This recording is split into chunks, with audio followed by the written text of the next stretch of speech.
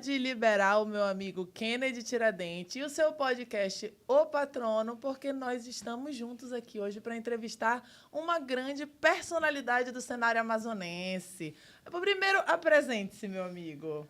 Doutora, eu queria primeiro agradecer a oportunidade de participar do seu podcast. Né? Nosso. Nesse momento, nosso, né? Mas é seu. Estava falando para o Chico que a oportunidade tamanha, um dos podcasts mais assistidos hoje do estado do Amazonas, acho que é o seu. Parabéns pela oportunidade. Eu sou esse servo aqui, né? Kennedy Tiradentes, advogado, trabalhador, pai de família. E estou tendo a oportunidade de falar com um grande amigo aqui de longa data, doutor Chico. Já tem um podcast que está há muito tempo, né? Aí, e voltado para a advocacia. Eu tenho um podcast nichado para advocacia, o podcast da advocacia amazonense. Mas eu, sobretudo, vim aqui aprender hoje, sabe, Chico? A gente tem que aprender com quem Está manda, presente, né? O nosso convidado, né? Quem é o nosso convidado de hoje? Pode liberar. O Chico é uma figura já do meio jurídico também há muito tempo, né? E um político nato, um político partidário. Estava conversando ainda há pouco aqui com ele, pegando umas dicas e fiquei muito satisfeito com o que eu aprendi com ele.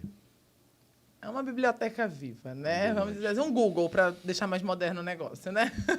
Eu quero dizer para vocês que eu estou honrado pelo convite, porque eu gosto muito dessas oportunidades da gente poder conversar e as pessoas que nos assistem conhecerem, de repente, peculiaridades, né? Detalhes da caminhada, da vida, que, de repente, ainda não caiu aí no radar das pessoas. Sim. Então, Bruna, muito obrigado. Kennedy, muito obrigado.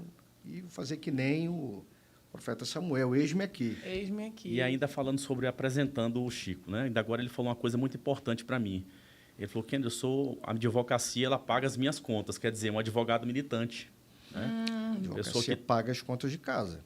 Sim. Maravilha. Vamos falar já disso, mas vamos começar do pequeno Chico, na infância, né? Porque tudo tem um início e o Chico tem uma grande estrada, né, percorrida. Infância, adolescência, quando é que você descobriu que poderia ter uma vocação para a vida pública, independente do cargo? Bruna, uma curiosidade. Muitas pessoas acreditam que eu não sou amazonense. Talvez pelo meu... Né, o teu sotaque. Meu sotaque, pois é, mas eu tenho o chiado do amazonense. O chiado. Tenho o chiado. Okay. Né? Mas é pelo meu biotipo. Né? Tradicionalmente, o biotipo também... do amazonense ele é moreno, dos olhos...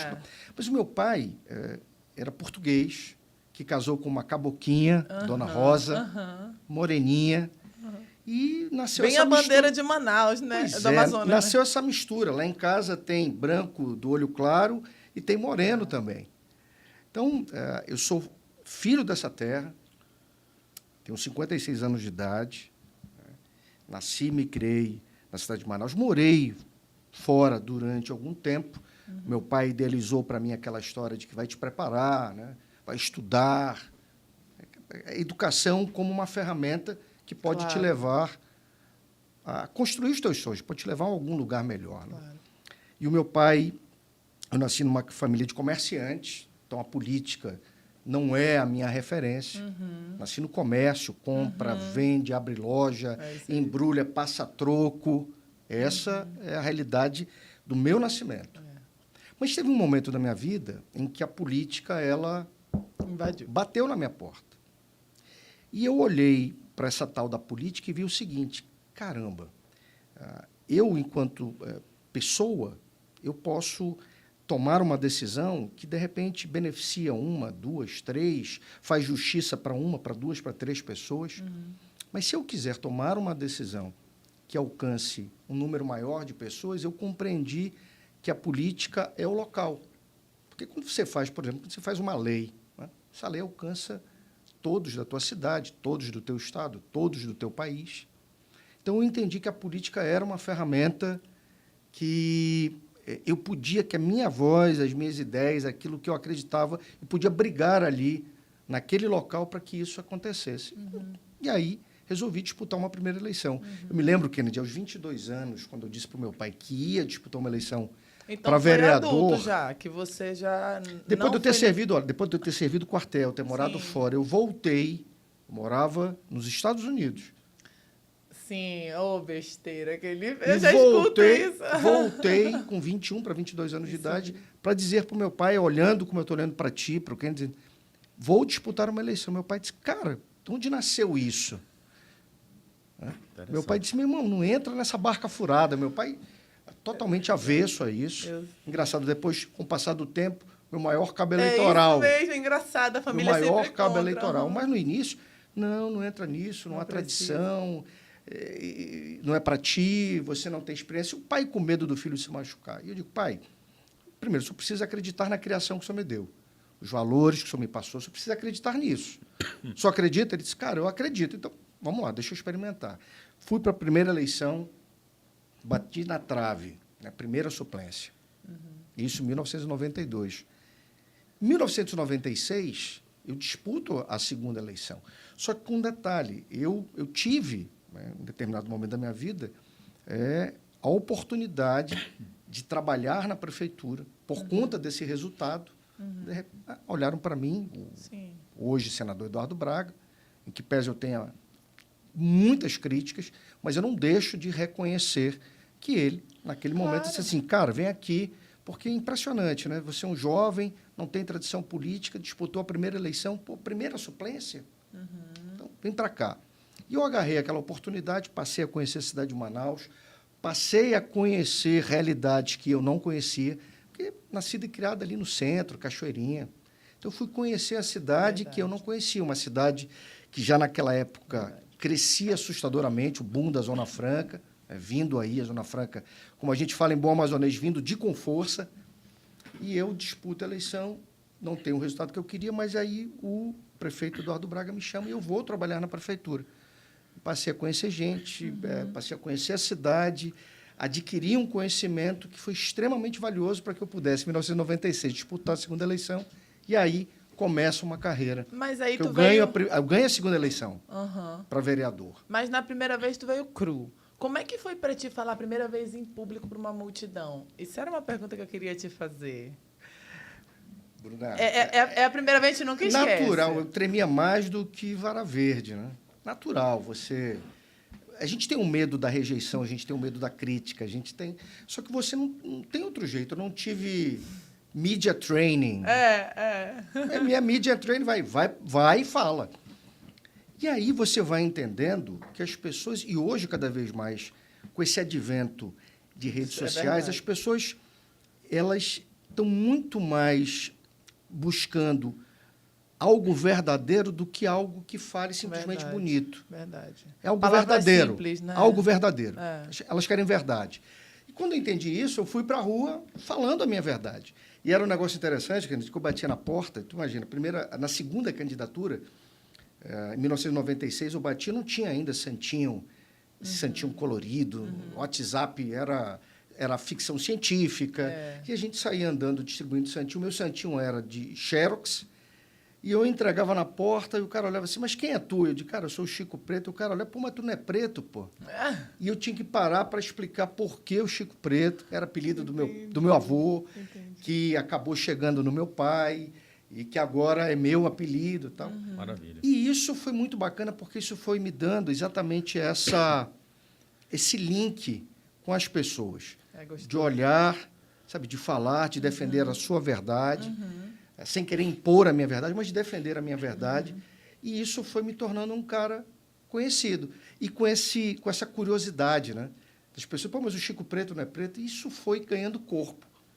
Isso começou, como eu te falei, em 92, e o primeiro sucesso veio em 1996. Para polemizar um pouco aqui a pergunta, interessante do podcast é isso. Você começa até nervoso e daqui a pouco vai surgindo as ideias de acordo com o que as pessoas vão falando. Sim. Mas eu queria polemizar um pouquinho aqui a situação.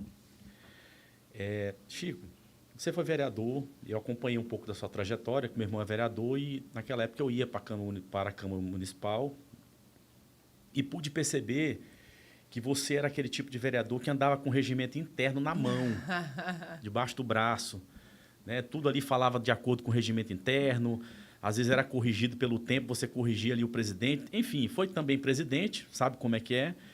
Mas o que eu quero perguntar para você, dentro desse cenário, você acha que hoje a Câmara Municipal está divorciada dessa questão pelo nível das pessoas que foram eleitas? Lógico que a eleição são pessoas que o povo coloca lá no poder, né? Sim. Então, o voto é... Mas você acha que hoje, comparando com aquela época, Rosaline Pinheiro, vários nomes, né? Você, como eu falei, muito bem preparado, muito bem orientado, como se tivesse sido um profissional mesmo eleito para ser vereador. Pode liberar essa resposta. Libera essa resposta para a doutora? Respondo. Você acha que está divorciado respondo sem titubear. Eu vejo, por várias razões, que o Poder Legislativo, de um modo geral, quer seja a Câmara Municipal de Manaus, quer seja a Assembleia, Sim. quer seja a Câmara Federal, se distanciam daquilo que verdadeiramente reside a função de um parlamentar. Exato. Tá? Uhum. Eu vejo que está se distanciando. Isso é bom? Bem, eu acho que não. Na minha opinião, não é bom. Porque nós precisamos de um parlamento forte, consciente do seu papel. Qual é o primeiro papel do parlamento? Fazer leis. Ah, mas não precisa de tantas leis. Então, beleza, bora fiscalizar o cumprimento dessas leis. Né? E, principalmente, tanger as ações do Poder Executivo. Exatamente. Corrigir, né, o prefeito, quem quer que seja ele, corrigir o prefeito no exercício do seu mandato. Então, a Câmara tinha que estar muito mais atenta. Mas a gente vê hoje que tem esse fenômeno da política, trouxe aí o político meio que apresentador, o político meio showman, tá? Então, o pessoal, me parece, está muito mais preocupado com a forma do que com o conteúdo. Exatamente. Então, está faltando conteúdo, mas a forma está bacana, a gente ri. Você vê vídeos de político, né? Você dá gargalhada. Tal. Pô, mas aquilo vai resolver o problema da tua vida? Aquilo vai, sabe, de repente melhorar o teu transporte coletivo? Aquilo vai melhorar a resposta da educação que você quer? Vai melhorar o planejamento, a gestão do trânsito da cidade de Manaus? Eu queria saber que cada vez mais as pessoas atentassem para isso. Tem político que não sabe discursar o básico. E não sabe nem o que faz, o que tem que fazer. Pois né? é, o papel. E o Kennedy falou um negócio, que o regimento é como se você estivesse na igreja e você não soubesse o Pai Nosso. Não, é engraçado. Você é católico ou é cristão, mas você não sabe o Pai Nosso. Você ficou conhecido por andar com o regimento debaixo do braço. A oração Era mais básico. importante do cristianismo é o Pai Nosso. E você está no parlamento, você não conhece o regimento. O básico. Porque o regimento que vai definir os limites da tua atuação. Se fosse uma rua, né, pavimentada, você não pode bater num lado nem no para outro. Você, por exemplo, a lei orgânica do município... Manual de instrução de como um vereador trabalha, o básico é o Porque, regimento. olha só, talvez as pessoas não saibam, aqueles que já sabem, ok, mas aqueles que não sabem, o vereador, assim como o deputado federal, o senador, tem assuntos específicos. O vereador é um político, o deputado é um político, o senador é um político. Mas, assim como o médico tem especialidade. Você não vai no otorrino para curar problema de pulmão. Claro. Então, se você quer discutir um assunto, por exemplo, transporte coletivo, você não vai na Assembleia Legislativa. Você vai com o vereador. Se você quer discutir a segurança pública, o papel das forças de segurança, você vai na Assembleia. Então, sabe, o político, às vezes, não sabe disso. É verdade. E acaba causando essa confusão e que as pessoas acabam exatamente achando que o político ele é o faz-tudo, ele resolve tudo. Não, nós vimos vereadores lançando leis que não são da competência. Meu projeto de lei, caso eu seja eleito, vai ser esse. E não é da competência nem... Não é do vereador. É do vereador. Talvez seja do deputado, presidente. Talvez seja do deputado federal. Então, isso é ruim. Eu acho que isso não qualifica a nossa política. Isso desqualifica e está fazendo a política... De qualquer jeito, né? Está fazendo... Não, hoje eu li... Pode ser duro o que eu vou dizer, mas eu li hoje uma frase que dizia o seguinte: quando um bobo, né, se elege presidente, o que acontece é você transforma a presidência no circo. Verdade.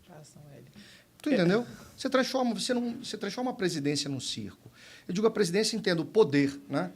O poder. Então, eu torço muito, sabe, para que o nosso povo entenda que ter político preparado, ter um cara que estudou, a gente também... aquela história da imagem do político, quanto que o político influencia. Quando você tem políticos que não valorizam a educação. Eu vejo algumas declarações que me causam, Sim. tipo assim, não precisa estudar. Quando você valorizando a ignorância. É isso aí. Você sabe, valorizando a ignorância, quando os antigos Verdade. sempre valorizavam a educação, né? Cara, estuda, te prepara. Então, hoje você vê esse tipo de relativização que não é legal. Eu vou te fazer mais uma pergunta polêmica e eu vou passar a bola para ele, tá? É a última, eu prometo. Pô. Por enquanto, tá? Houve alguma situação enquanto você legislava que você decidiu por algo que se arrepende até hoje? Um voto num empréstimo, um voto numa lei, algo que, poxa, eu me arrependo até hoje por ter votado contra ou a favor dessa situação. Pode liberar. Olha só. Especificamente num empréstimo, numa lei. Exemplos. O Kennedy falou do momento em que eu comecei ali na Câmara Municipal. Né? E acredito, tenho convicção de que em alguns momentos, quando eu fazia questionamentos, fazia oposição, né, eu errei na dose. Uhum. Eu reconheço que em alguns momentos eu errei na dose. Então, hoje eu não erraria mais nesse aspecto. Por que eu acho, Bruna? Mas tem a eu vou te dizer também, né? Pois é, enfim, eu não tinha, como eu te falei, eu não tinha um coach. Sim. Você, cara, não vai por aí e tal. Mas quando você vai entendendo, né, eu vou te dar um exemplo, um limite para mim. Eu evito falar da família do político. Isso aí. Para mim, é o meu limite. Isso é maravilha. Uhum. Está entendendo? Uhum. Porque eu tenho família. É claro. E teus familiares não escolheram o que tu escolheu para a tua vida. Eu tenho família. Verdade. Então, eu costumo dizer o seguinte, quem está dentro do campo sou eu, assim como numa partida de futebol, pode chutar na minha canela, pode jogar com o ombro, pode me criticar, Legal. pode me criticar. Agora, meu limite eu não avanço para a família do político. Veja, isso, via de regra. É claro que, quando você vê que o familiar de um político está interferindo, isso está prejudicando, claro. Tal, aí ele resolveu entrar no processo. Claro. Mas aquela história de você não colocou, entendi. Exatamente. Entendi. Eu vou então, mais além, eu me arrependo, né, de ter uma passado overreaction. algo assim. Me arrependo de alguns momentos ter passado desse limite. Do ponto. Não foram muitas vezes, mas das vezes que eu passei, eu digo, cara, não deveria ter. Entendi. Não deveria ter ido por esse caminho. Um pouco mais além, eu acho que até na vida pessoal mesmo do político, eu acho que ampliando um pouco mais esse aspecto aí, né? Mas vamos lembrar uma coisa. Vamos. O político, o que passa na cabeça do eleitor, Kennedy? O cara é um espelho. O cara é um modelo. Entendi. Eu já disse para algumas pessoas que estão na vida pública, que são mais novas do que eu digo o seguinte, olha, a tua vida privada, ela existe, mas te lembra o seguinte, que agora ela colou muito mais, ela está muito mais próxima da tua vida pública. Difícil, hein? Você tem direito à sua liberdade, à sua privacidade e tal, mas entenda que você passou a ser uma referência. Então, de repente, é o seguinte, o político, não, eu estou na minha vida privada, pô, mas eu tô dirigindo bêbado. Isso não é uma... A sociedade vive de exemplos. Eu penso que o político precisa entender isso. Quando ele opta por entrar na vida pública, que ele precisa ser uma boa referência. Porque a sociedade vive de referências. Não é perfeito. Sim. Mas, sabe, ser uma boa referência. Eu acho que ele tem que ter essa consciência. Pelo menos é o que vale para a minha vida. Eu tento ser... Aquela história, não é essa frescura de no outro dia eu fui no supermercado com a minha esposa. Mas tu vai de chinelo e short? Eu digo, vou de chinelo e short, para mim está tranquilo. Para mim está tranquilo. Para mim está tranquilo. Eu vou de chinelo e short, tal, porque, enfim, vou no supermercado, não vou para uma inauguração, não vou para uma solenidade e tal. Mas tem um limite. Né? Eu vou entrar no supermercado, pelo menos para mim, entrar de sunga, acabei de saber, eu vou entrar de sunga, de chinelinho? Não, né, cara? Tô entendendo? Pra mim, que é mais complicado, tipo assim, eu vou, mas tem que me maquiar porque eu não quero ir feia, porque vão encontrar gente que me conhece. Aí mulher é mais difícil, né? Sabe, mas eu tô entendendo o que tu tá falando. É um pouco a vaidade, né? Vaidade, a mulher, a pessoa pública que não dá pra ir em qualquer... A gente perde um pouco da liberdade, sim. De ir e vir, sim. Aquela história, você pode exercer sua liberdade. Eu sou um cara gente que pode. defende a liberdade. Não, a gente pode, mas tem horas Mas que aquela história, peraí, você está com um peso de uma eleição, você tem um mandato, e a sociedade vive de... Eu, pelo menos, acredito numa sociedade onde os bons exemplos é que guiam essa sociedade. Porque também tem os maus exemplos. Então, uma sociedade que só se pauta por maus exemplos é uma sociedade em ruínas. Sim. E eu defendo uma sociedade virtuosa. Pode ser utópico, isso é utopia. Bem, mas é um objetivo, é um propósito. E o bom exemplo, né? O bom exemplo, para mim, é algo que faz parte de uma sociedade virtuosa. Então, o político tem que ter essa... E o bom exemplo não vem noção. Sem erros, ele vem com erros. Então, quer ver uma coisa, por exemplo, que eu gosto de divulgar? Eu tenho atividade esportiva. É uma coisa que eu gosto de divulgar para as pessoas. Também. Eu mostrar o seguinte, cara, eu cuido da minha saúde, é importante, sobre todos os aspectos físicos, espiritual, emocional, mental. Sim. Aí a pessoa, mas tu veio divulgar? Cara, se eu puder influenciar com a minha rede social que fazer uma atividade esportiva é importante, eu quero influenciar. Mas eu não preciso divulgar tudo. Olha o peixe que eu estou comendo. De vez em quando eu boto alguma coisa, mas toda vez eu não... Olha o peixe que eu estou comendo, tal, aquela coisa toda. Eu tenho alguns limites. Mas, repito, eu entendo que o bom exemplo é algo que precisa acompanhar o político. Falou agora em rede social, falou em Instagram. E a gente observa lá na sua rede social que você é um cara muito independente, coloca as suas opiniões. A gente estava conversando sobre isso agora há pouco. Mas, acerca dessa independência sua, houve algum momento na sua vida política que você teve que ceder essa independência? Por exemplo, uma coisa que eu admiro. Você falou assim, esse político tal me colocou na prefeitura, e aí você demonstrou um certo carinho. Então, é a independência, né? Você admirar, verdade. Porém, isso é fora da amarra, você não está amarrado, né? Deixa eu reformular essa pergunta que eu já ia te fazer, até mandei para ele, e é exatamente isso. Você se considera de algum grupo político porque muitas pessoas te veem como carreira solo. É exatamente isso que ele está falando. Como se você... Teve que retroceder em algum momento essa independência? Pô. Vamos lá. Quando eu fiz a menção ao hoje senador, que foi prefeito, foi governador, é porque minha história ela é contada até um determinado momento muito próximo dessa figura, né, do senador Eduardo Braga. Só que teve um momento em que as divergências eram maiores do que as convergências. Eu, por exemplo, eu casei para a vida toda, mas isso é um casamento de um homem e uma mulher. Na política, as divergências elas separam. As divergências no casamento, você vai com maturidade, você vai consertando. Não, que a gente tem uma família e tal. Mas na política, não. As divergências elas vão te afastando. Porque você vai vendo que não há interesse em corrigir um caminho ou de fazer diferente. Né? E aí eu me afasto da figura do senador Eduardo Braga, porque as divergências eram maiores. Teve um tempo que fiquei próximo à contingência ali da Assembleia do então governador Omar, tive divergências, aquela história, não deu, eu me afasto. E se eu não tivesse essa independência, talvez eu não pudesse me afastar. Né? Porque quando você tem muita dependência, você fica preso ali. Então, eu gosto da minha independência, não quer dizer que eu não seja capaz de convergir para grupo, porque política também é grupo. Política tem um ditado que diz o seguinte, que catitu fora da manada é comida de onça. Né?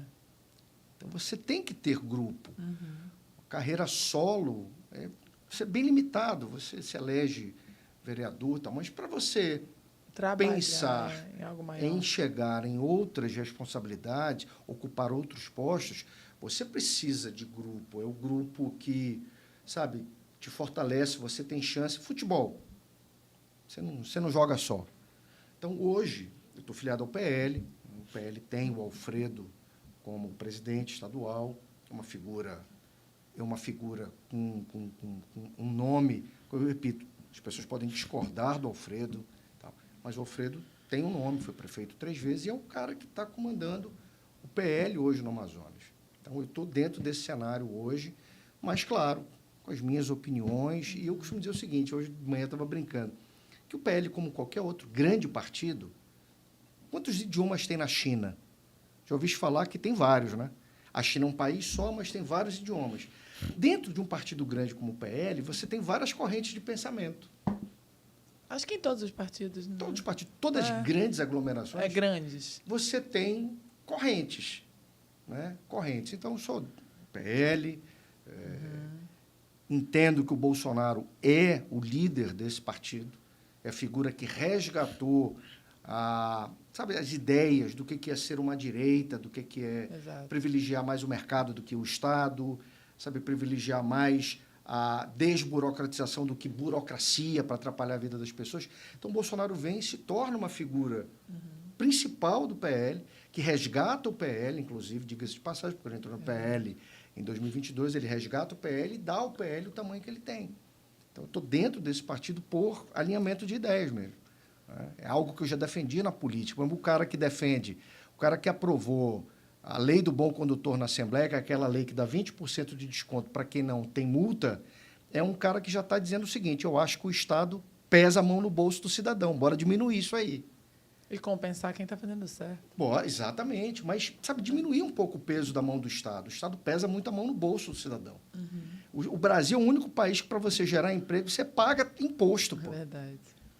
Você paga o salário do cara e tem que pagar outro salário para o governo. Para gerar emprego, você tem que pagar imposto. É verdade. Então, as minhas ideias elas vão aí ao encontro do PL, e é ali que eu estou me posicionando, né, mantendo ali a minha verve, digamos assim, a minha vontade de estar em campo, chutando a bola e tentando fazer gol. E vai. Chico, hoje eu recebi o telefonema de uma amiga e nós estamos diante aí de uma possível futura eleição para escolher o desembargador pelo 5º Constitucional, né? Uma eleição que você sabe que passa pelo crivo da classe, depois pelos desembargadores e a escolha no caso do governador do estado do Amazonas. E essa minha amiga me ligou no alto dos seus 65 anos de idade. Advogada também? Advogada. E disse assim, Kennedy, eu preciso ser coroada na minha profissão, na minha carreira.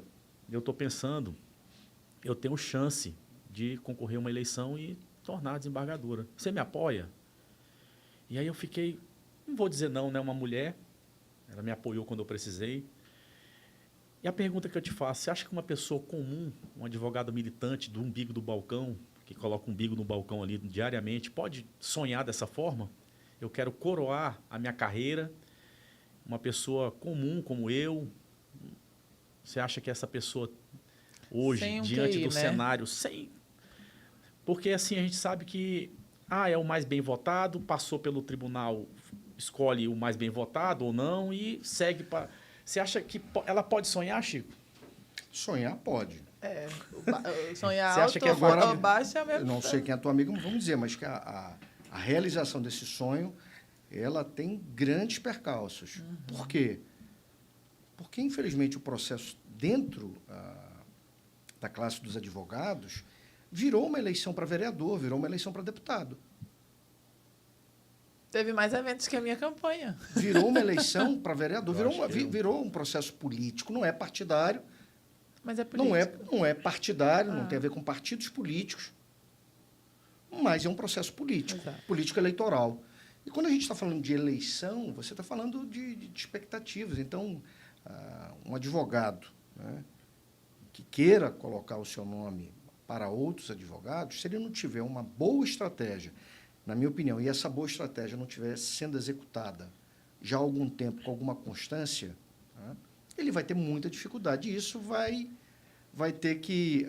alguém vai ter que dizer para ele o seguinte, olha, você tem que arrumar um orçamento robusto de campanha para você fazer uma série de atividades, de publicações, de mensagens e de eventos. Porque uma outra crítica, os eventos em torno do processo eleitoral da Ordem, quer seja para a presidência da Ordem, quer seja para o 5º Constitucional, se transformaram em verdadeiros eventos, né? Sociais, é hambúrguer, é feijoada, é churrasco. Gente, eu vi, tal. Eu não sou nem e o debate das ideias fica perdeu secundário. espaço, Perdeu ficou espaço, secundário. não é nem secundário, né, eu acho, né, Chico? Talvez nem secundário. Porque não se discute nada disso. Isso é uma crítica. Uma coisa é você fazer assim, ó, vamos fazer uma tarde de debate aqui, vamos comer um hambúrguer, um churrasquinho, vamos debater. E essa é uma crítica. E não, é só hambúrguer, churrasco, feijoada, bebida. Que fica claro, eu não tenho nada contra. Vai comer um hambúrguer. Vai comer um hambúrguer, vai comer churrasco. A crítica que eu faço é a instituição, a institucionalidade, a ordem dos advogados, fomentar. Que é a gestora desse processo. Ela que vai gerir a eleição do 5º, a eleição para a presidência dos conselhos seccionais, e que deveria ser oportunizado o debate das ideias. Fomentar, né? A ordem ser uma verdadeira fomentadora. Tinha que ser algo que é obrigatório, tinha que ser no calendário. Não fomenta. Nem a eleição Por exemplo, fomenta. agora a gente vai ter o 5º. Por que não um provimento que diga o seguinte, ó, fechada a lista dos concorrentes, a gente vai oportunizar aqui, pelo menos uma vez, pode ser 2, podem ser 3 ao longo do processo, mas pelo menos uma vez, um momento em que o candidato ao 5º comparece perante a ordem dos advogados, com todos os advogados sabendo que ele vai estar lá, para que ele seja sabatinado, ele seja indagado, para que o advogado veja o seguinte, esse cara tem condições, esse profissional representa tem o legítimo interesse, né, de me representar classe. Ali, ele entende o anseio da classe, ele tem, porque não é só entender o anseio da classe, ele tem o conhecimento jurídico necessário, porque, vamos lá, meu amigo Kennedy, existem advogados e advogados. Existem advogados e advogados. Então, eu penso que, para representar um segmento, o advogado precisa estar muito bem preparado. Não basta só ter bons relacionamentos. Essa é a minha opinião. Talvez eu seja voto vencido. Mas a minha opinião é que a gente, sabe, para te representar ali, alguém que conheça do direito e que conheça os anseios de um segmento.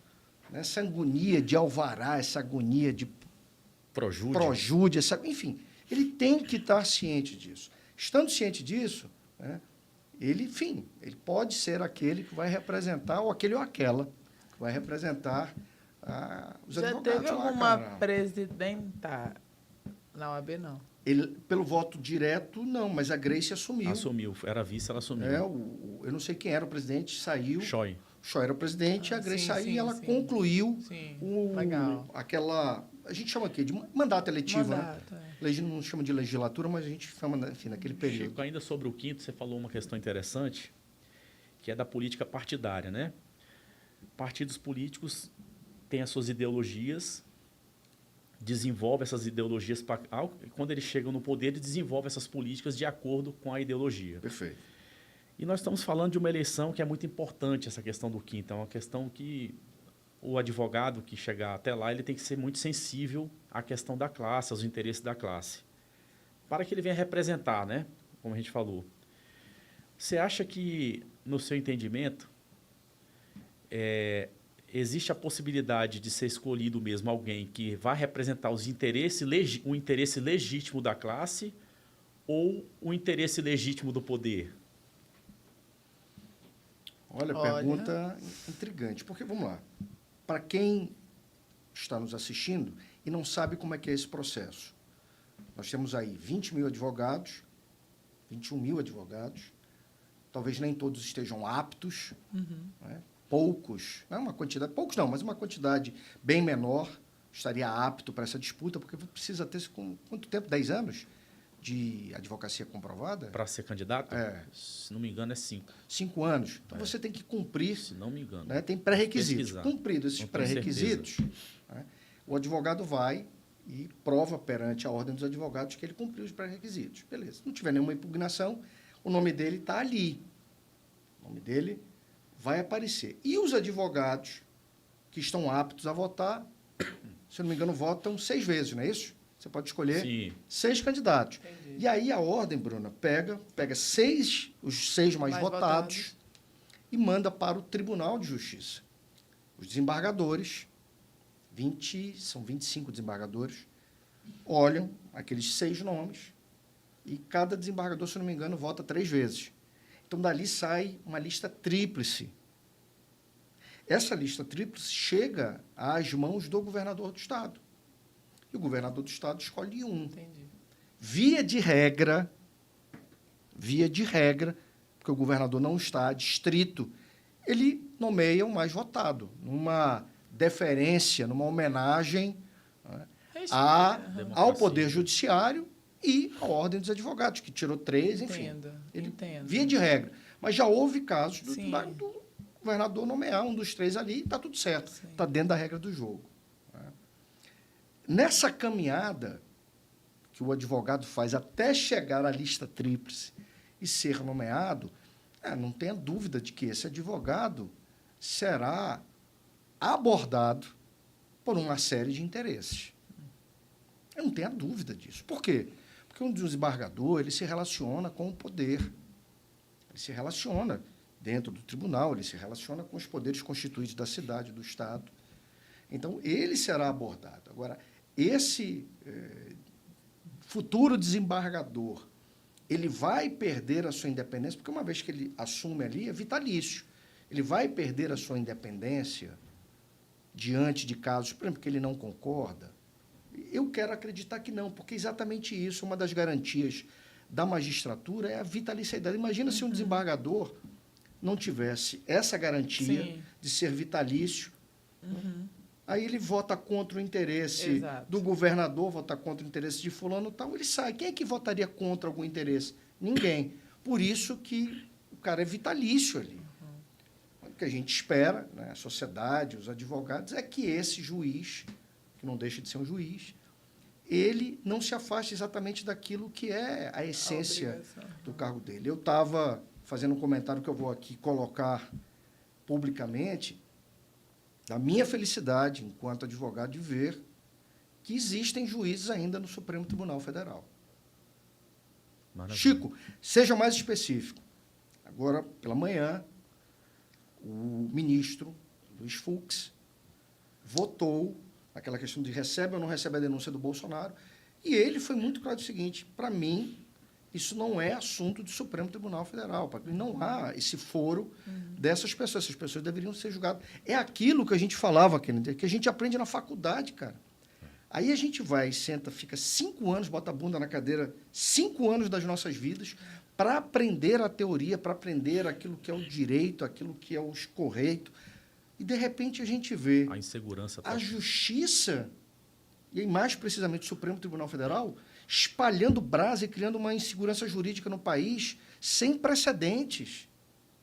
Isso é constrangedor para quem é advogado como você, como eu, como outros tantos.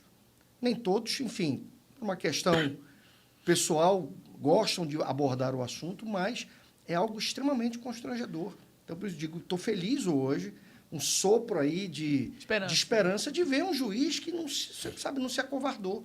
E disse o seguinte: não, cara, para mim isso é matéria, não deveria estar aqui esse assunto. Esse assunto deveria ser julgado, né, na primeira instância, que se julgue lá, se faça o devido processo legal e tal.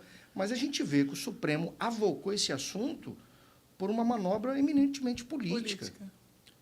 Então, eu espero que esse colega ou essa colega que faça todo esse caminho, lista sextupla, tripla, seja nomeado, né, ele vai ouvir demandas de vários segmentos, vai ouvir demanda dos poderes, mas que, ao sentar ali, sabe, aquela garantia que é dada abaixo de Deus é dada pela lei.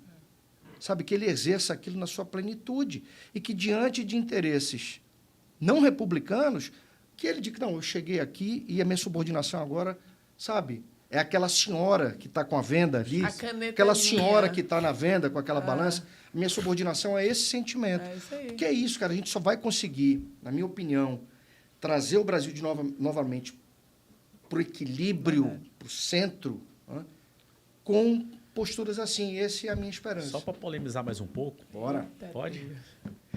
Existem rumores de que essa escolha já é decidida bem antes nos bastidores.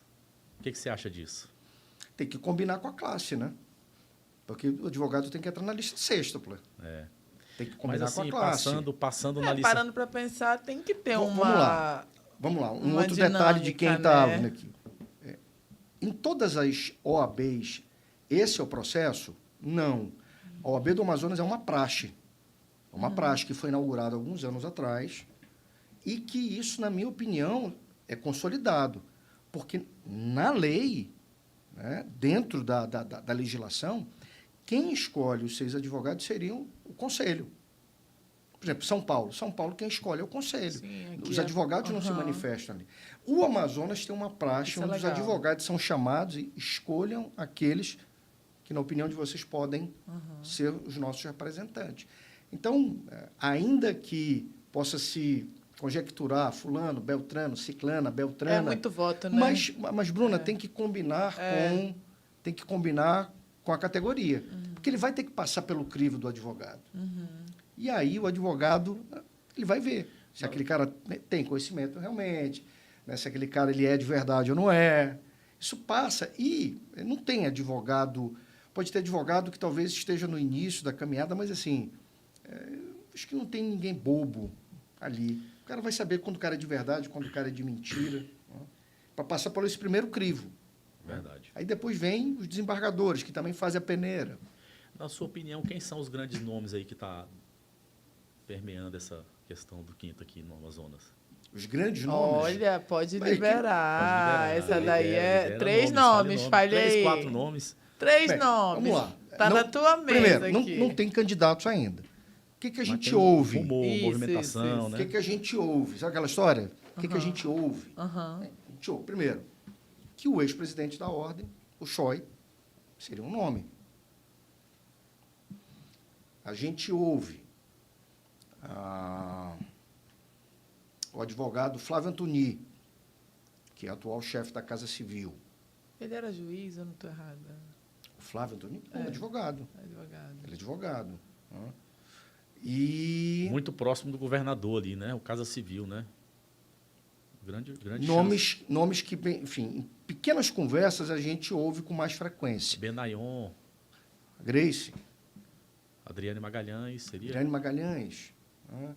A advogada que hoje está ali cumprindo... Está no quinto da Ordem, doutora Gisele Pascarelli. São nomes, né, que já passaram pelo meu radar. Mas, como eu disse ao Kennedy, eu já vi processos iniciarem com 20 nomes... E desgastam, Não, né? e terminam verdadeiramente com 5, com 6, com 7. Vira apoiador, né? O candidato vira apoiador. O candidato vira apoiador. Tá? Então, está muito no início, mas uma coisa é certa. Quem já decidiu dentro de si já está trabalhando. Verdade. Você concorda comigo? Quem decidiu dentro de si, Bruno, já está trabalhando. Ele já não quer mais falar de OAB, tá vendo, né? Mas eu ainda tenho pergunta. Bora. Pode ficar à vontade. Um sonho ainda não realizado. Pessoal, né? Claro. Um sonho não realizado?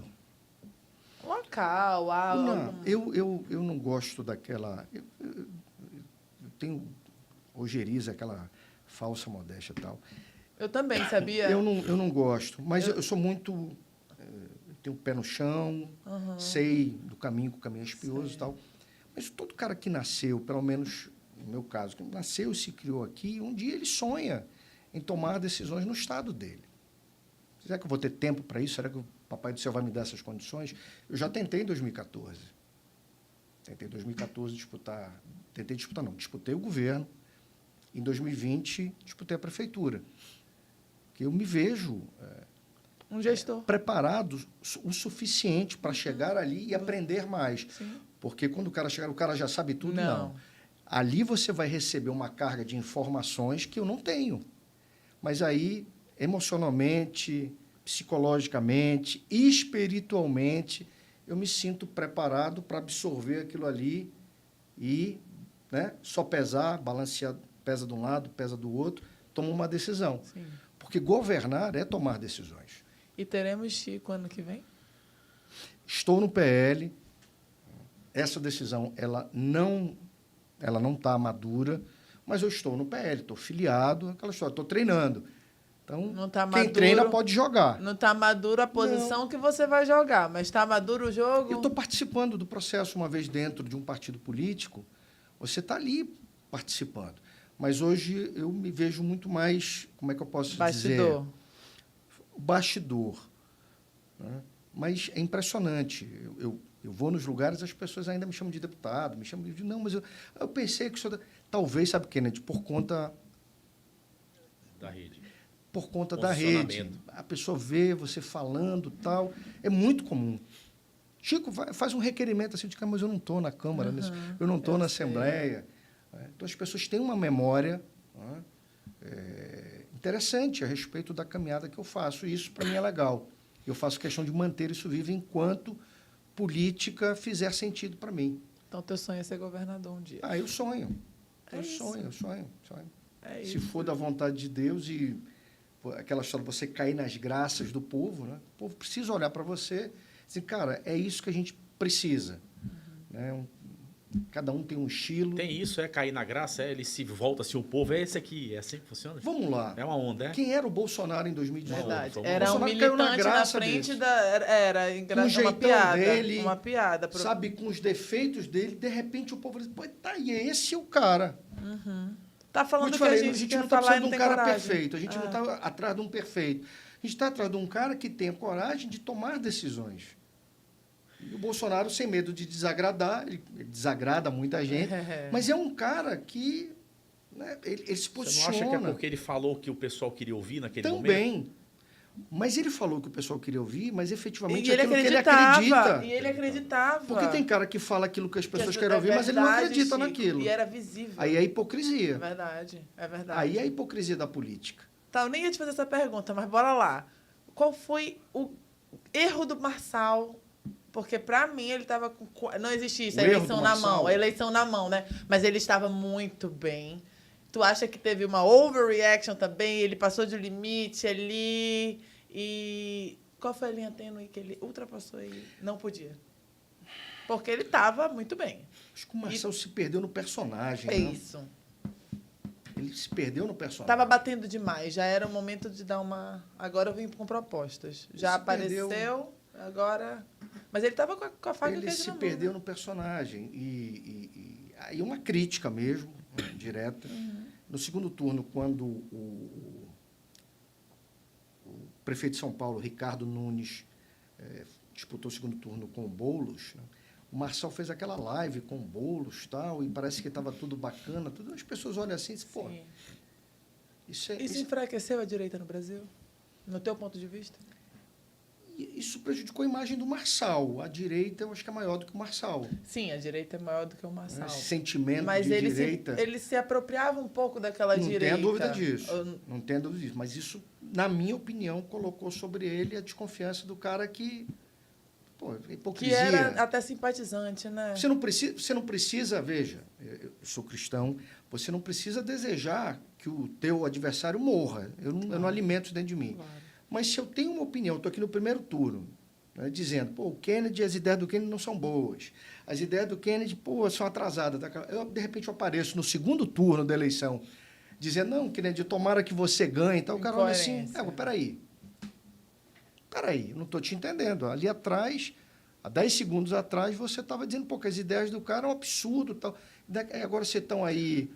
Mas, BBF, Chico, né? Isso, Best Friend Forever, Best né? Friend Forever. Mas, Chico, a dança de palanques não é algo comum já na política? Sobe e desce. É muito comum. Mas não é isso que desgasta a política? Ok, mas é algo muito comum. Pois é. Hoje tá todo mundo de mão dada, amanhã tu tá de mão dada com outro. Por isso a gente tá te falando que mas tu é solitário. Mas olha só, aí vem aquela história. Eu posso discordar da ideia do cara, mas se eu avançar sobre o pessoal... Pô, sabe, se eu avançar para o pessoal, imagina, o cara que passa a campanha dele falando, fulano é estuprador, tal, ele está falando no pessoal, ele não está falando de política pública, ele está dando no couro do cara. Aí daqui a pouco ele está dizendo, peraí, tu está do lado do estuprador? Então tu apoia o estupro? Como é que é isso? Sim, entendi. Então, quando o cara não tem essa... Incongruente demais. Exatamente, o cara fala, peraí. O cara estava chamando o cara de estuprador, aproveitador de criança, não sei o quê, daqui a pouco você está do lado. Pelo menos... Joga o jogo até o final, né? Bruna, essa é a minha verdade. Tem gente que vai dizer, não, tem gente que já cauterizou. Não, a política é assim mesmo. Pô, pois é, a frase que a gente isso é muito ruim, porque essa história de que política é assim mesmo, na minha opinião, está fazendo as pessoas colocarem todo mundo na mesma balança. E quando todo mundo está na mesma balança, o que está acontecendo? Não sei se vocês vão concordar comigo. O fenômeno da abstenção, eleição após eleição.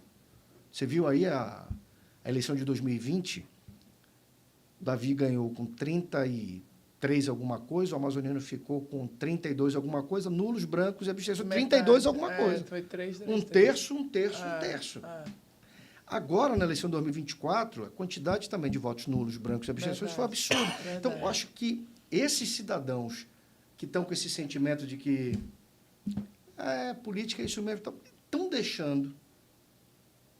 Veja, eu não vou ser incoerente. Eu sou contra voto obrigatório. Para mim, o cara vota conscientemente. Para mim, o voto não tinha que ser obrigatório. Mas eu defendo que o cara vá e vote. Tá, porque tu tá com esse teu pensamento aí porque tu morou nos Estados Unidos. Vá lá e vote. Exerça a sua cidadania, cara. Escolhe alguém. Tu não vai encontrar alguém perfeito. Tu não vai encontrar alguém que consiga entregar 100% daquilo. O cara tem um plano, né? Muita gente já me questionou na política.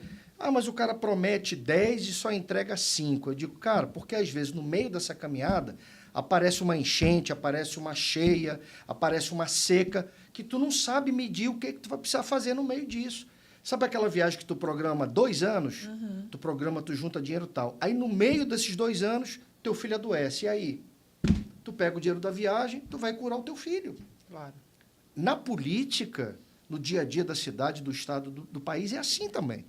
Você programa 10 e você, às vezes, entrega 7, entrega 8, mas as pessoas ficam com esse questionamento. O que eu penso é que o político ele precisa ser claro com relação àquilo que ele vai fazer. Uhum. Vou pegar um exemplo de hoje. Hoje foi aprovado um empréstimo de 2,5 bilhões na Câmara. 2 bilhões e 600. 2 bilhões e 600 alguma coisa. 83.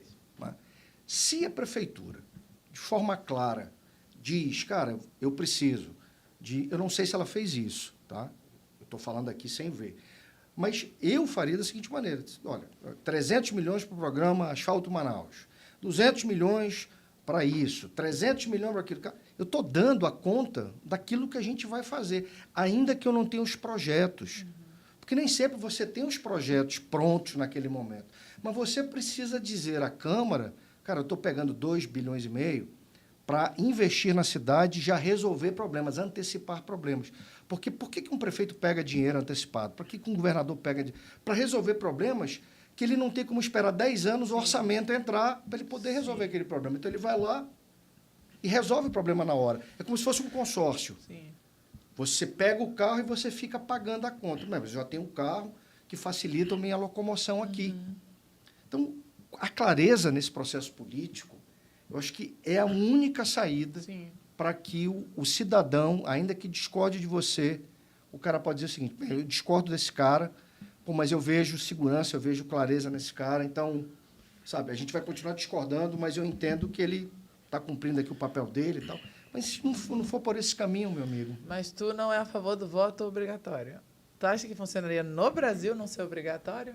Olha, se eu fosse deputado federal, eu estava defendendo isso lá. Mas voto iam comprar muito voto? Tu acha, Bruna, tenho certeza. Comprar? Nos Estados Unidos é engraçado isso. Não é obrigado e eles fazem questão de colar no carro. I voted. Eu acho o seguinte, o cabra que quiser comprar e o cabra que quiser vender, ele não vai precisar de muita... Ele não vai precisar de muita justificativa. Okay, mas a inadimplência que não tem lá e não é obrigado. Mas uma coisa é certa. Se o brasileiro diz assim, cara, eu não preciso votar. Aquele que faz da compra de voto uma estratégia para ganhar a eleição, eu acho que ele se faria a seguinte pergunta. O cara não tem a obrigação de ir para a urna. Posso confiar? Vou dar esse dinheiro aqui. Será que o cara vai? É verdade. Não tinha prestado atenção. Porque muitos têm ainda aquela história. Eu preciso votar. Eu preciso votar.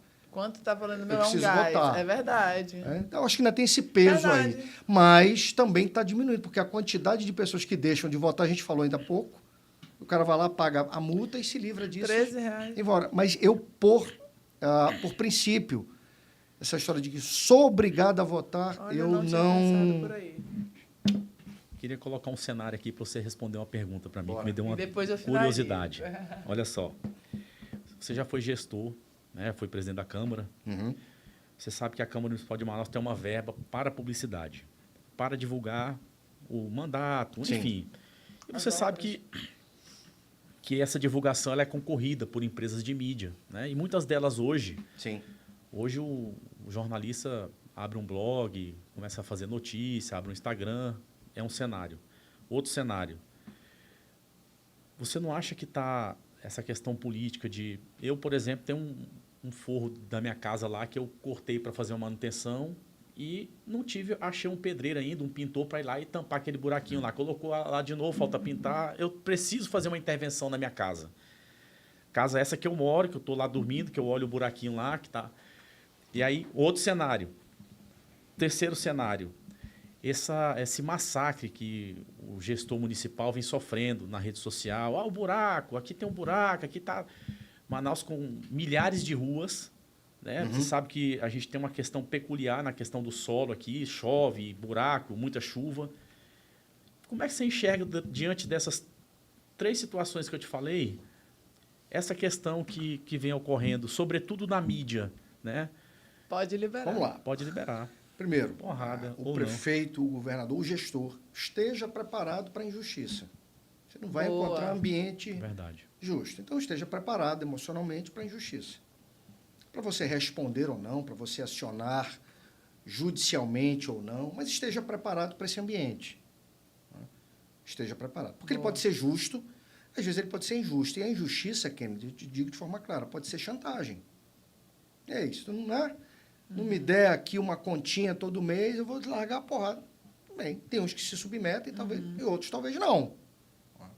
Então, esteja preparado para esse ambiente e hoje pulveriza muito, hostil, né?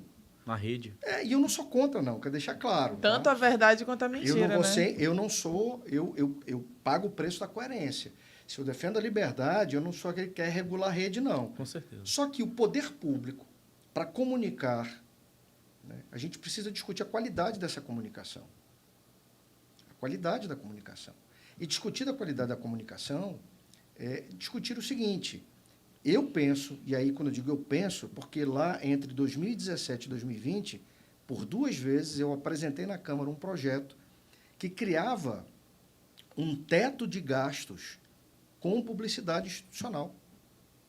Não foi aprovado, mas eu apresentei por 2 vezes, 2 anos seguidos, contrariando alguns interesses. A gente, eu digo, olha, até dizia o seguinte: tu acha justo alguém que faz um investimento, né, faz um estúdio, faz uma beta de uma estrutura tal, ter a mesma remuneração de alguém que tem a sua empresa só dentro do celular? É justo isso? Não é. As empresas... Não é. Então, bora criar critérios. Mas que tipo de critérios podem ser? Cara, hoje o Google Analytics dá uma série de métricas. Então, dependendo da tua métrica, você tem uma remuneração, a tua métrica é menor, você tem uma remuneração menor. Porque a gente está falando de alcance, qual é o teu poder de comunicação. Então, se você tem um poder maior, eu te remunero mais. Essa é uma situação de remuneração. E a outra é da qualidade da informação. Nesse momento, para mim, o celular dos amazonenses, quer seja pelo governo, quer seja pela prefeitura, sabe, com esse tráfego pago agora, bicho, eu estava infestado de coisas que, para mim, são necessárias para a gente vir mudando o comportamento das pessoas no dia a dia. Bora pegar só um assunto? Tem vários, mas bora pegar um que eu acho que é crônico: trânsito em Manaus. E eu tenho a convicção de que o maior problema do trânsito em Manaus é o comportamento do motorista. Nossa, é a Índia. Olha só, não estou dizendo que é a prefeitura, não. É o comportamento do motorista. Anda todo mundo junto ali, né? É uma competição para chegar em lugar nenhum. Diferença de velocidade. A prefeitura tem que fazer as suas intervenções? Tem. Verdade. Tem intervenções grandes, médias, pequenas, médias, grandes. Mas o comportamento do motorista, do pedestre... Ciclista. Então, a gente precisa estar todo dia, de repente, dando algumas indiretas. Porque o cara está aqui, né, rolando tela, pedestre, atravessa na faixa, não vai atrapalhar o trânsito da cidade. Verdade. Motorista, paciência, né, meu irmão? Não vai querer passar por cima do canteiro central, só porque tu está no engarrafamento. Porque isso é o que eu consigo ver, porque, veja, a lei já fala de punição, já tem punição e tal. Então, acho que a gente precisa estar reprogramando o consciente, o subconsciente, através dessa ferramenta poderosa. Então, eu estou aqui e tal, a Prefeitura de Manaus informa, bicho, dirige com cuidado, não vai matar, não vai morrer. A gente tinha que estar, inundando isso aqui com informações construtivas. Essenciais, né? Trânsito é um assunto, mas tem outros tantos. Então, a qualidade da informação, sabe? Então, é a minha visão. Então, não sou contra fazer a divulgação, Agora, qual é a qualidade da informação? Isso está mexendo com a cidade? Sim. Isso está, sabe, mudando o comportamento das pessoas? Porque aquele tom de propaganda onde você valoriza mais a figura do prefeito, do governador, é uma coisa que, se Deus me der a oportunidade de chegar lá, que eu não morda a minha língua e faça a mesma coisa. Eu vou lutar muito para dizer, cara, se eu quiser falar, eu vou usar minha rede social, não é isso? Eu falo na minha, tranquilo e tal. Mas a comunicação pública, bora privilegiar aquilo de importante que a prefeitura está fazendo e tentar envolver as pessoas para aquilo que o Thomas Hobbes, né, falava do contrato social. Então, a gente tem que ter um contrato social. A gente tem que voltar a dizer que cada um tem um papel para cumprir. Se eu pudesse resumir essa pergunta minha aqui, eu diria o seguinte: é a extorsão disfarçada de liberdade de expressão. De expressão, é verdade. Tem gente que se submete, tem gente que não se submete. É verdade. Mas aí, como é que você pode fazer isso? Você cria um parâmetro, cria uma licitação, tá certo? Vai passar todo mundo? Talvez não. Você cria critérios objetivos. Né? Diz, bicho, está aqui, tem uma lei. Né? Isso é uma forma de você se blindar a administração, blindar a cidade. Porque não é legal, né? Política feita com extorsão, com chantagem, é uma coisa que, graças a Deus, sabe, Bruna, eu fiz política errando na dose, chutando canela, às vezes dando voadora no pescoço, mas com extorsão, não. Até porque eu não me submeteria a isso. Então, vamos... Eu, Chico Preto, não me submeteria a esse tipo de coisa, cara. Sim. Perfeito. Sim, então vamos para a última pergunta, que sempre tem o nome do meu podcast, tá? Com certeza. Você acabou de falar isso e parece que casou. Pode liberar um conselho para quem está começando tanto no direito quanto na vida política? Qual a principal coisa que a gente não deve fazer para não errar? O que não deve ser feito para não errar, não começar errando, tanto na política quanto no direito? Conselho de quem já viveu nas duas. Acho que as pessoas não devem ter medo ou ter a aceitação como um objetivo de vida. Aquela história de eu tenho medo de ser rejeitado. Eu acho que as pessoas não devem se diminuir para caber em determinados lugares. Eu penso assim. Tem lugar que não é para você. Então, né, não se diminua, não se atrofie. Não faça isso. E no direito, eu penso o seguinte, o advogado... Foi Sobral Pinto que disse, né, que a advocacia não é profissão para covardes. Então, o advogado ele tem que estar preparado para contrariar interesses, para desagradar. O advogado ponta firme, como a gente fala, ele não pode ter medo. Então, agora, ele tem que ter conhecimento, porque você não vai ganhar no grito. Só no grito você não ganha, você tem que ter conhecimento. Então, e o conhecimento está lá, a gente sabe onde é que está nos livros, o cara tem que ler, o cara tem que estar se reciclando a todo momento, certo, para que ele possa chamar a atenção, para que ele possa inspirar confiança, mas com esse norte de, olha, nem todo lugar é para você, então não se diminua para que você queira ser aquela figura, né, hypada, como diz o meu filho. Não, cara, seja você, as pessoas vão te perceber, né? Muitos vão gostar, outros talvez não. Hypado, entrou no dicionário. E o desumilde também. O desumilde. E hoje eu aprendi outra. O desumilde é dicionário, querido, agora, tá? Eu gosto, tá? Eu gosto não, eu acho que o igual e o desigual, o desumilde, a geração alfa já devia ter inventado. Gente que não pensou nisso. Eles inventaram, né? Aí o meu filho falando desumilde, eu falei, essa palavra não existe, pelo amor de Deus. Existe sim, mãe. Esse vocabulário mais jovem eu gosto. De vez em quando eu solto tem alguma umas coisa, coisas, né? Mas eu gosto mesmo do amazonês. Tá certo. Do caboquês. Agora, você achava que ia fugir do meu Pode Liberar, né? Eu tenho uma pergunta para fazer para os dois. Pode ser visões diferentes, tá? Que vocês estão para discordar. Eu não sou da área do direito, mas eu vi um vídeo, não sei se vocês tiveram acesso a esse vídeo, que viralizou muito na internet. Era uma jovem advogada que ela estava defendendo um rapaz que ele estava preso há 2 anos e ela estava tentando provar a inocência dele. Na hora que sai o veredito, ela abraça ele e chora. Qual é a tua opinião da demonstração dessa... Ok, eu tô entendendo da emoção dela e qual é a sua opinião em demonstrar a emoção? A gente sabe que tem um humano ali, mas tem um profissional. até que ponto aquilo dali é aceitável ou não. Que ela abraçou o cliente, choraram juntos, aí a internet foi para o chão. Muita gente elogiou, muita gente criticou. E eu quero a opinião de cada um, que pode liberar aí, vocês dois, que eu não sou do direito, eu vou dar minha opinião como pessoa. Uhum. Qual é a tua opinião como pessoa? Eu acho que existe um ser humano antes do advogado ali, mas existe um código de ética. E aí, eu também não sei, mas eu choraria, eu acho, no lugar dela. Eu não conheço profundamente o código de ética dos advogados, né? Mas eu posso dizer tranquilamente que... Não, falaram que o profissionalismo dela foi pro saco. Falaram um monte de coisa, né? A menina... Mas realmente foi muito bonito. Foi um vídeo hypado. Acho que foi humano isso aí, né? De forma alguma. E um julgamento de rede mesmo. Mas vocês como... Isso aí é o Tribunal dos Dedos. Dos dedos. Então, o advogado ele pode mostrar a humanidade. Não é o Tribunal de Ética da OAB. Esse é o Tribunal dos Dedos. Sim, não, mas é questão de opinião, né? Tribunal da Internet. Até que ponto a nossa humanidade pode ser mostrada? Porque vocês são vistos como pessoas frias, né? Insensíveis, frios e bons de argumentos. Então, tu vê uma advogada desabando por causa de uma decisão é algo muito diferente, tanto que viralizou. É a visão que a gente tem de vocês. Então, por isso que é muito interessante ouvir. Você vai concordar comigo? Eu acho que não tem uma fórmula, sabe, Bruna? Acho que depende muito do nível de envolvimento. Imagina um advogado que passa 2 anos ali sabendo que o cara é inocente. Ele sabe... porque não é só o teu... honorário. Não é só o teu constituinte. Né? Eu vou homenagear aqui a minha professora de redação jurídica, a Rita Raical. Foi minha professora também.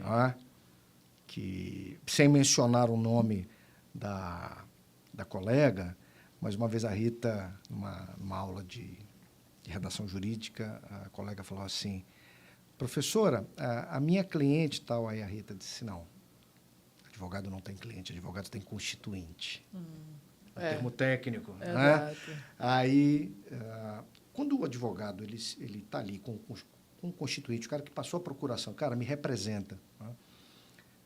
Dependendo da complexidade, você cria ali uma relação, um vínculo. Pô.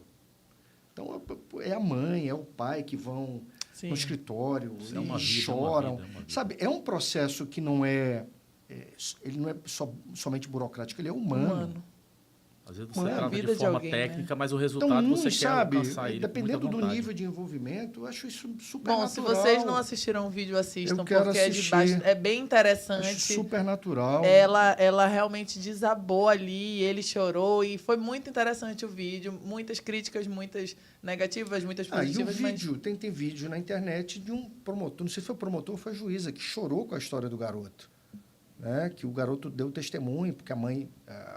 estava sendo condenada naquele momento, e a mãe ia ser recolhida ao presídio, e ele, com 16 anos, ia ficar com um esteio de casa, ainda com 2 irmãos. Aí o juiz olhou assim e disse, a vida é dura, né, meu filho? Aí ele começou, rapaz, o juiz chorou. O juiz, sabe, não queria... a lei, né? Ele não queria que tivesse acontecendo isso, mas o testemunho, o menino assim, eu nunca pensei que eu fosse passar por isso. Aí o garoto começou a falar, abriu o coração... Eu tenho 2 irmãos, como é que eu vou fazer agora? Aí o juiz, aí você vê, não mostra o juiz chorando, mas a voz embargada do juiz, ele diz assim, meu filho, a vida é dura, e você vê que o juiz está emocionado. Então pode liberar a emoção para o jovem advogado, para o advogado mais velho, aquele que se envolveu no processo, Com né? certeza. Quero te agradecer de coração. Quero te agradecer muito. Eu tenho que fazer um corte para Silvana, hein? Manda um beijo pra gata aí, ó. Gata, 30 anos, minha namorada, 30 anos. Olha que bênção. É boda de quê?